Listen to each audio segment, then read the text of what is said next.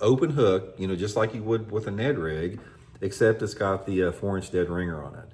I have been using this jig head ringworm since the mid 1980s, especially here in the Ozarks. And there's something about it. It's like when that water temperature starts to get in the upper 50s and you get pretty close to the fish wanting to spawn, from about that period up until about first or second week of May, guys, this thing is freaking deadly. You'll get just as many or more bites on it than you will a Ned rig or a shaky head or anything. It's really diminutive. It's small. I'll put this Zoom dead ringer link and my Tackle Warehouse link in the description of this video if you guys would like to get a pack, and also put the Ned rig link in there. But guys, freaking deadly. This is probably my favorite color right here, just some type of a green pumpkin.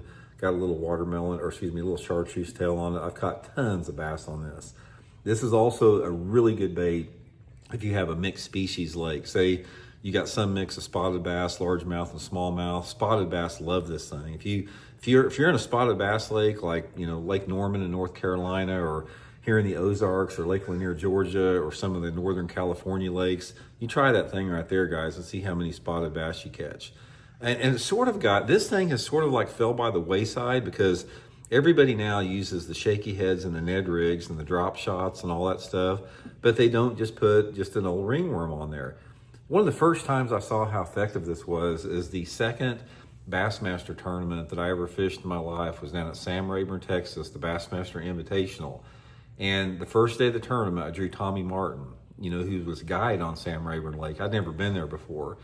Bassmaster Classic winner Tommy Martin, and he eventually finished second in the tournament. He almost won it, but he took me out there, guys, and this is what he caught this fish on at Rayburn. This was a late March tournament, and he was fishing this little jig head ringworm there at Sam Rayburn, catching hogs on it, and I started using it after that back here in Missouri, and it's just freaking awesome for that. Okay, now let's talk a little bit about how you want to fish it and the areas and how you want it set up. Obviously, you want to throw this on a spinning rod. I usually like to use like a 1/16 of an ounce head, maybe a little bit heavier if the wind's blowing or if I'm fishing deeper, but you want that 1/16 of an ounce head for a slow fall.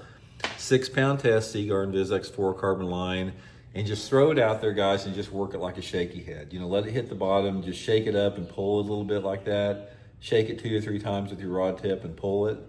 And since it has an exposed hook on it, you don't even hardly have to set the hook to hook them. You just basically start reeling when you find one. But it's a really diminutive profile bait. I mean, this thing stays right on the bottom like that. It's just old school. This type of a presentation is never going to go out of style. Bass will bite this thing for